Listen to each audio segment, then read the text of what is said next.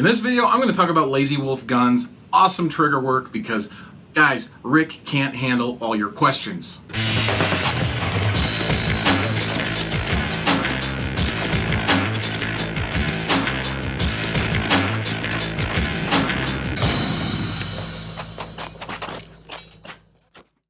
Hey everybody, Sean Burrows from the HK Shooting Team. So since my last video about Rick Holm, Lazy Wolf Guns, and the awesome LEM trigger conversion that he did on one of my USP experts, I've been getting a lot of questions. Hey Sean, can Rick work on my P30? Hey Sean, can Rick work on VP9s? What could he do for my trigger pull? Is it safe to do this? Could he do that? Rick thanked me and cursed me for mentioning his name. Obviously he's grateful. He'd love to have your business, but he's busy working on guns, not busy sitting behind a keyboard. So I thought I would field and pre-answer a lot of these questions by showing you what he's done for me. When I decided to start competitive shooting, my first thought was I want to compete with something that I'm already familiar with, something I've already trained with, and isn't going to confuse me when I go back to my carry gun. So I decided to start with a P30L. After my first couple of competitions, I learned the difference between a good competition trigger and a good combat trigger. A semi-truck is a motor vehicle, and so is a race car. They both have powerful engines. They both need to do completely different things. So I took to the internet and found somebody that everyone in the discussion forums was saying was the only guy to have work on your HKP30L. So I packaged it up and I sent it off to him with nothing but the utmost confidence. After all, lots of people had endorsed him. What could possibly go wrong? I mean, when was the last time you got faulty information off the internet? I got the gun back, I ran it, it felt great, and then it didn't work so great. I'm finding something strange with single action happening as I'm dry fire practicing. If I get rid of that play, see that? That's where the trigger should have broken the hammer. I'll find where it's supposed to break, like right when I feel that wall. And there's nowhere for it to mechanically go further. I don't know if I can catch that. But I just have to give it a little bit more push, and there's like flex before it'll actually break. See, the trigger didn't really move other than flex, but the hinge part didn't really move. So I sent it back months and months and months later. Let me just say, it didn't quite run like an HK. As luck, providence, and anything else that's good in this universe would have it, I met Rick Holm at Lazy Wolf Guns and told him my story. He knew exactly what I was talking about. He tried to describe to me the shape of the parts and what was mechanically happening, and I'm not wired that way, but I appreciated it and I understood in principle what he was trying to do, and so I went with it.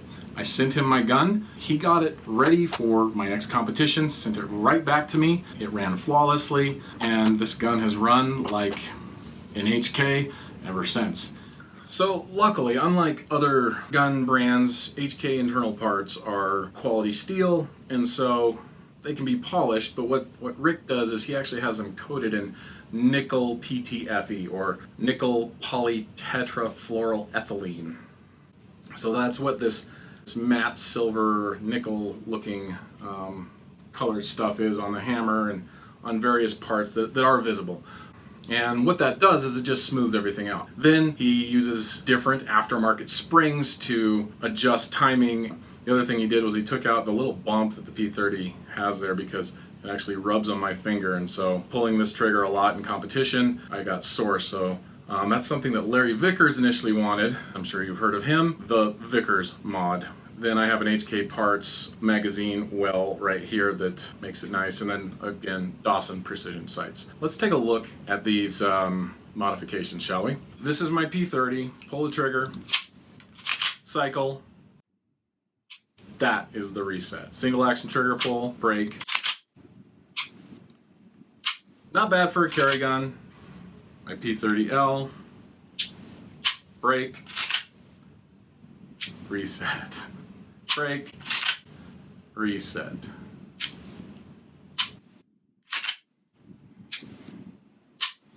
The difference is astounding. If you don't like the trigger in your P30 and it's the only thing you don't like, you need to send it to Rick. The next one on my list was my HK45 Tactical. It's my bedside gun. I wanted a defense gun to run like that. So I sent it to him. When I got it back, I could shoot it fast and flat. It ran like a competition gun.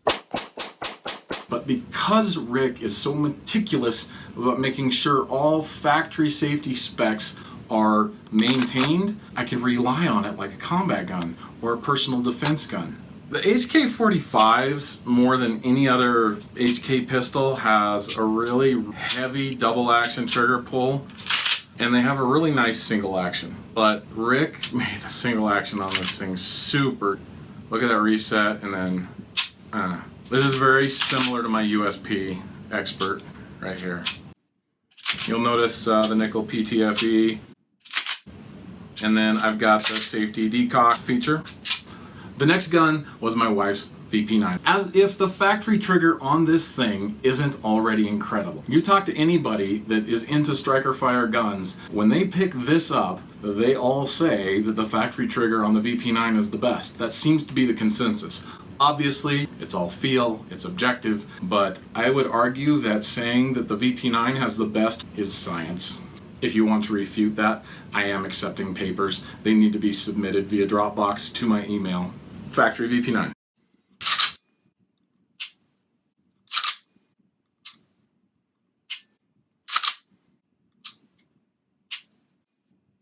Now, this is my wife's competition pistol. It's got an HK Parts magwell, Dawson Precision sights, and a Lazy Wolf Guns trigger job.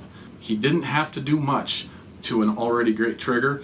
Unlike other available aftermarket triggers, Rick keeps all HK safety specifications intact. One of the big selling points of the VP9 is, unlike other striker fired guns, you do not have to pull the trigger in order to take the slide off. If you replace the HK factory trigger with any aftermarket trigger that's currently available, that safety feature goes away. Small spoiler alert, I am maybe aware that Rick Holm and HK Parts are working on a drop-in aftermarket trigger for the VP9 that does also keep that factory spec of not having to pull the trigger in order to field strip the gun and remove the slide. But as of the recording of this video, there is nothing available on the market. So having Rick do his trigger job with the factory trigger is literally as good as it gets.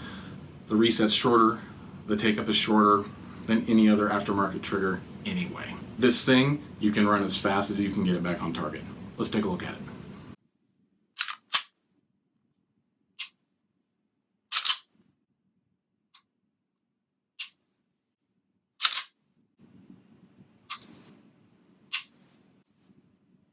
It feels lighter, it resets faster, and you can just hose with this thing.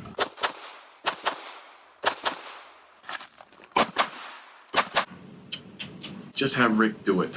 For those of you that have asked, I hope this is informative. I hope this paints a broader picture with Lazy Wolf guns and HK pistols.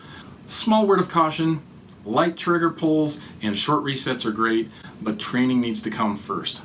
If you're an inexperienced shooter, I would discourage you getting a light trigger job until you have a lot more lead downrange and a lot more experience. Otherwise, it's going to be a disadvantage, possibly a dangerous one, to you as a starting shooter. For the experienced ones that are ready to take your shooting to the next level, this is a really, really viable, dependable upgrade. If you have any more questions, if there's something you'd like to see, leave in the comments below. When my head appears right there, click on it to subscribe if you haven't. I'm Sean Burrows, and I'll see you next time. Yeah, I'm gonna keep doing this. Click on my face, please subscribe.